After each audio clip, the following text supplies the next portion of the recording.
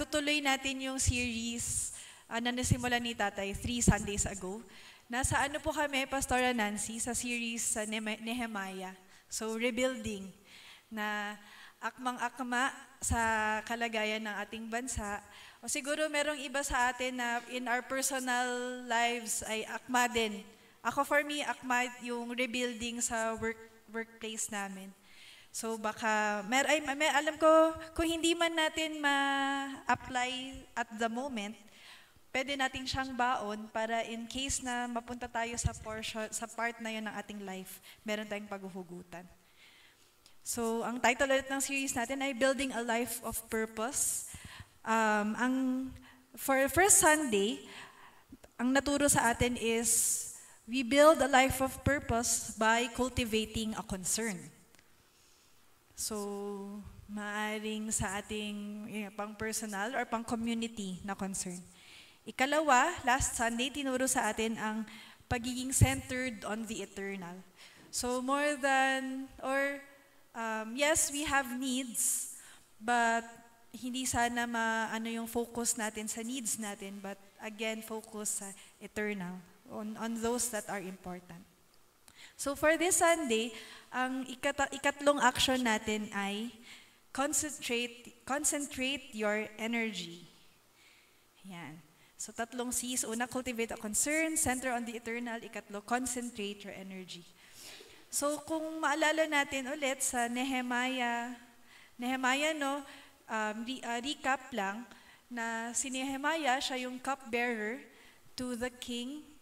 Tapos while serving, nalaman niya na in ruins, yung mga fellow Jews na bumalik sa Jerusalem ay low moral sila dahil nga in ruins ang walls, in ruins ang kanilang city, in ruins ang temple.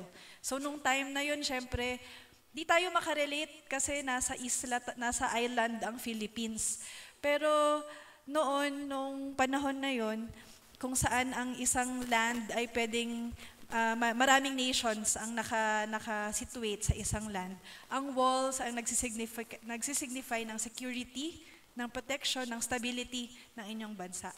So syempre dahil ang Jerusalem ay, ang Israelite nation ay matindi ang pagsamba sa Panginoon, yung significance din ng temple na in ruins ay malaki din kanila sa culture nila.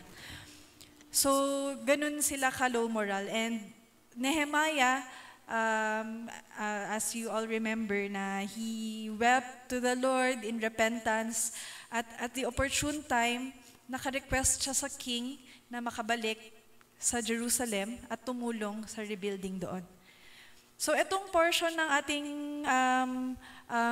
word for this morning, fast forward na. So, nasa chapter 6 na tayo. Ito ay after na nang masolve yung ilang mga internal na conflict amongst the Israelites. Meron din silang external conflict, kung naalala nyo si Sanballat at Tobiah, na laging nagpa-pressure or nag-threaten sa kanilang security. Kung mabasa ninyo yung Nehemiah 1-5, may part doon na nag-rebuild na sila ng walls. Sa isang kamay nila, may hawak silang mortar, yung mga construction tools. Sa kabilang kamay, ang hawak nila ay weapons, sword, shield. Kasi para kung sakaling sumalakay ang external threat, ready sila. Tapos, hindi sila umaatras. Nandun, yung mga workers nila, laborers, andun lang. Sa gabi, nandun din lang sila para bantayan kung ano yung mga napagtrabaho nila. Ganun sila ka-vigilant sa kanilang rebuilding. Pero pagdating dito sa Nehemiah 6, kung basahin natin sa mga salita ni Nehemiah, sabi niya, when Sanballat, Tobiah, Geshem the Arab, and the rest of our enemies found out that I had finished rebuilding the wall, so ito natapos na yung wall, and that no gaps remained, though we had not yet hung the doors and the gates, Sanballat and Geshem sent me a message asking me to meet them at one of the villages in the plain of Ono. So si Sanballat and his company invited Nehemiah to a meeting. Their plan was to get him off the project, away from all his supporters, and kill him. Di natin sure kung alam ni Nehemiah yung plano. Pero kung titingnan natin yung response ni Nehemiah sa Nehemiah 6 verse 3, sabi niya, ang sagot niya sa kanila ay, I am doing a great work and I cannot come down. Ito kailangan ko ako personally, kailangan ko ma-underline, ma-highlight at ma-circle. Yung I am doing a great work and I cannot come down. Ako kasi may tendency na mag-accommodate ng lahat ng request na darating sa akin. So, ganun din sa work, sa trabaho. Madalas, kapag may request sa akin yung ibang department, gagawin ko. Pero yun lang na yung trabaho ko, deliverable ko, wala na delay ng nade-delay. Dahil lang sa ina-accommodate ko yung ibang mga tao. Pero, ayun, kaya sa akin, very, matinding lesson din for this week. Yung mga katagang, I am doing a great work and I cannot come down. So si Nehemiah, he knew that if he was going to live a life of purpose, he would have to deal with the greatest enemy of purpose. Ano kaya ito? Ito ay ang distractions. Nasa panahon tayo ngayon kung saan pinupuri ang multitasking or isa siyang magandang skill. Kahit sa amin, kapag ina-assess namin yung mga young engineers namin, malaking plus point kapag yung bata kayang mag-multitask. Ito pwede, ganyan. Kaya lang, syempre, hindi lahat ng tao talaga ay gifted sa multitasking. Like me, mahina talaga ako sa pag-multitask. Meron ako makakaligtaan na detail or may totally makakalimutan ko yung purpose ng isang activity. So every day tayo, we have a lot of opportunities na dumarating sa harapan natin. At iba doon ay may malaking at yung iba doon may potential na maging distraction sa atin. Especially distraction sa main thing na pinapagawa sa atin ng ating Panginoon.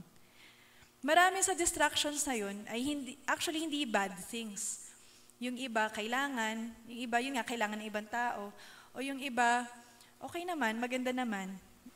Pero yun lang, pwedeng maigugol natin yung panahon, yung energy, yung resources natin sa mga bagay na yun. Pero overall, at the end of 1 month, at the end of the year, mapapansin na lang natin na, ay wala pala akong nagawang progress towards kung ano yung purpose ni Lord for me at this time. So ito, malaking reminder ito, personally talaga sa akin, kaya kong ma-share sa inyo na we have to learn to say no to some good things. Alam ko sa mga nanay, marami tayong natutunang i-know mula sa pagiging, sa atin as parents, mula sa buhay ng pagiging single, tapos sa pagkakaroon ng family, marami tayong natutunan to say no to. Yung hindi na agad-agad makakalakwatsa. Kapag may magyaya ng dinner, hindi katulad noon na madaling, sige, punta ako. Ngayon, kailangan na i-consider yung oras kung may homework ba yung mga bata, yung kung may makakain ba sila kung sakaling lalabas ako. O kaya, syempre, kung papayag yung asawa ko, kung maglalakwat siya ako.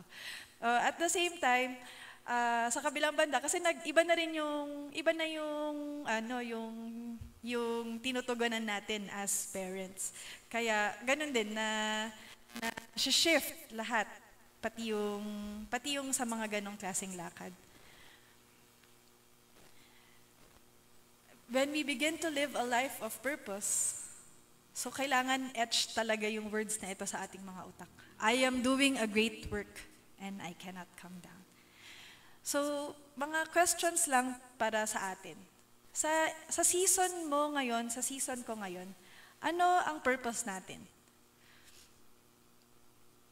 Ikalawang question, what are the things that distract me from doing my great work? At ikatlo, what are the good things that distract me from the best things? Good things versus best things.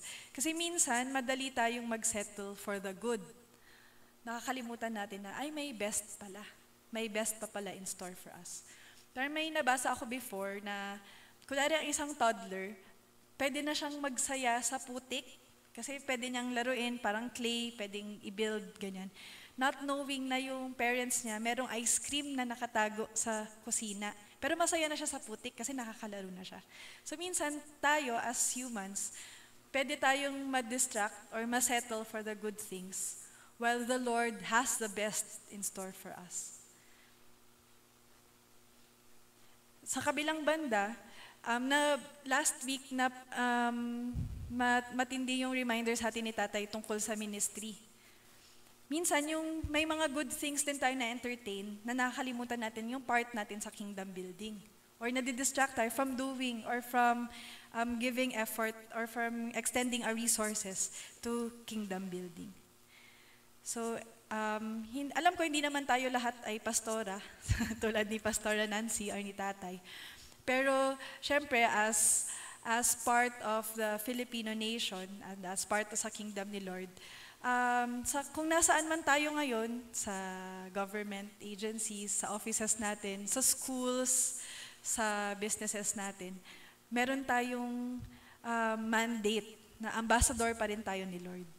Yung ministry of reconciliation, na ma-extend natin itong ministry ni Lord ng reconciliation sa kahit sinong tao na nasa paligid natin.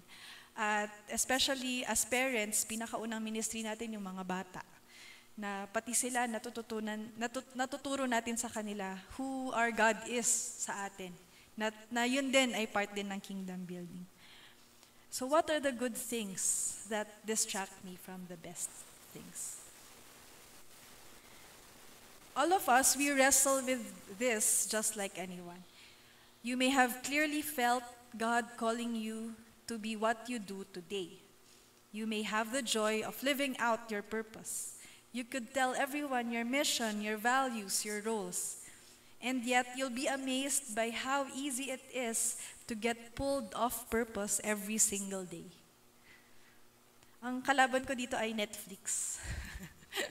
Kapag wala na akong gagawin, tapos makastart na ako dun sa, lalo kung may sinusabaybayan akong drama or anime, pwede ako ma-hook. So, good thing siya, kasi syempre, pa rin tayo for recreation. Pero hindi na siya maganda kapag naubos na yung oras ko dun. Or kahit yung oras ko ng pagtulog, nababawas na dahil sa Netflix. Or yung, meron sana akong dapat paglaanan ng pinag-iisipan, na pinaplano na mga bagay. Pero pinipili ko na lang na i-enjoy yung utak ko. Kasi relax muna ako sa Netflix muna buong gabi.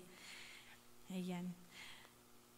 You could be out 7 nights a week. You have more opportunities than you know what to do with. And all of them are good. And yet you have to constantly remind yourself, I am doing a great work and I cannot come down. Again, the good is the enemy of the best. Sabi ni Stephen Covey, siya yung sumulat ng 7 Habits of Highly Effective People. Keep in mind that you are always saying no to something. If it isn't to the apparent, urgent things in your life, it is probably to the more fundamental, highly important things. Even if the urgent is good, the good can keep you from your best, keep you from your unique contribution if you let it. So, yung battle lagi ng urgent versus important. Naalala ko yung story ni Mary and si Martha, na kaharap nila si Jesus. Si Martha, sobrang busy, nagpe-prepare ng makakain nila. Pero si Mary, nakaupo sa paanan ni Jesus, nakikipagkwentuhan. Si Martha, na inis na, nagsabi na, Jesus, sabihan mo nga yung kapatid ko, natulungan ako dito.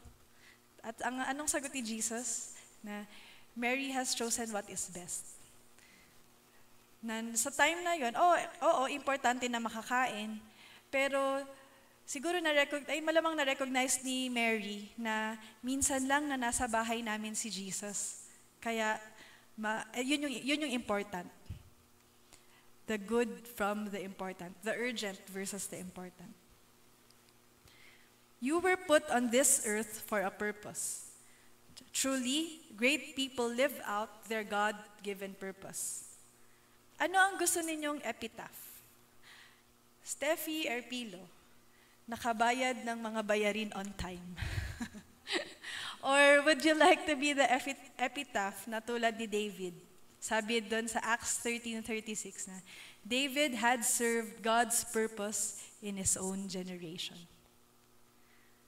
Badette has served her purpose, God's purpose, in her own generation. Tito Jonathan has served God's purpose in his own generation. Ang sarap, no? Kung yun yung legacy na maalala sa atin. Na, ito si Ivan, he lived a purposeful life. And he lived for God. Ang sarap, no? Again, you were designed to live a life of purpose. God has given us all a unique contribution to make. He's given you a burden, a concern, a passion, and is calling you to invest your life for eternity and to concentrate all your energies on that task. Mag-break tayo konti. I-request ko kayo na punta dito sa lapit sa table. Tapos, kung ito yung Jerusalem nung time ni Nehemiah, meron nang na-set up na gates, yung ito. Tapos sa gitna, andun yung temple. So, ang activity natin ngayon, i-surround natin, i-kompletuhin natin yung wall. So, given yung blocks na nandyan sa table. Time starts now. Wala namang oras. Kung magkulang, meron pa pong blocks dun sa box, sa may canvas na sa tabi ng sala.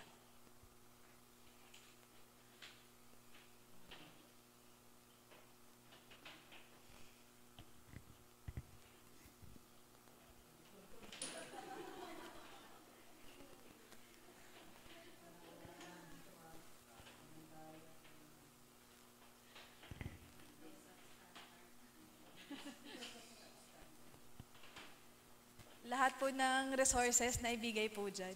Wala po akong cut.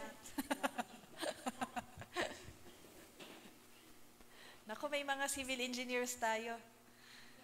Kailangan sturdy.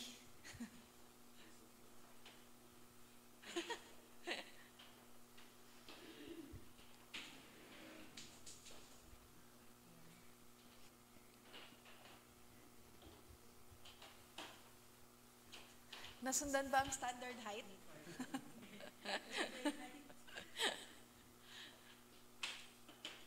Iba talaga si architect, may design.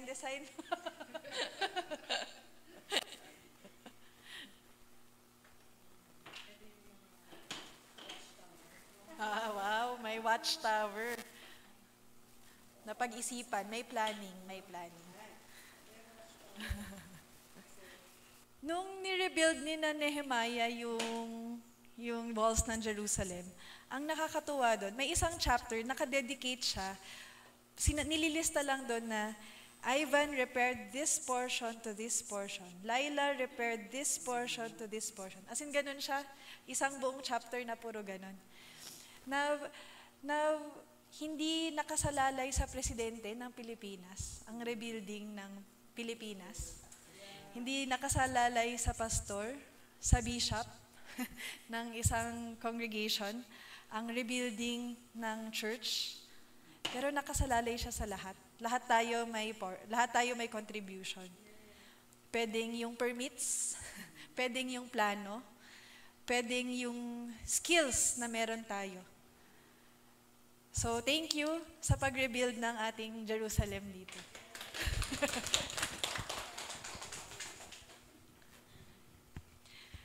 Nalala ko si tatay noon, kunwari may ikakwento ako sa kanya na feeling ko concern ko. Ang sagot niya sa akin lagi ay, di pag-isipan mo ng solusyon or gawan mo ng solusyon. So, nung nagtagal, ayoko na mag-raise ng concern.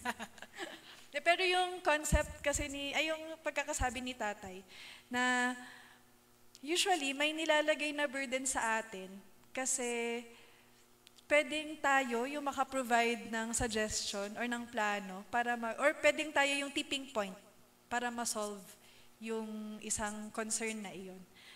Tapos kasi ang nakakatuwa lang, buti na lang, iba-iba tayo sa isang family, sa isang church, sa isang bansa, iba-iba tayo. So iba-iba tayo ng pananaw, iba-iba tayo ng skill set. Kaya when we come together, mas maganda, mas buo yung magmaproproduce natin. So kung ganun sa isang organization, kung sa ganun sa isang NGO, mas maganda ang synergy nun pagdating kay Lord. Kasi we are connected hindi lang by name, hindi lang sa contract, pero sa blood ng ating Panginoon. Sa ganda yung bond. So again, He's given you a burden, a concern, a passion, maaring for your family, for your community, for your office, maaring for the church. And again, He's calling you to invest your life for eternity, to concentrate all your energies on that task. The most important step that you can take is to give your life for eternity. At alam ko lahat tayo dito ay nagawa na ito. So, what's our next step? What are you going to do para mag-grow? How are you going to center your time, your money, your abilities, your relationships on eternity? Have you been baptized? How are you going to concentrate your energies, again, for eternity?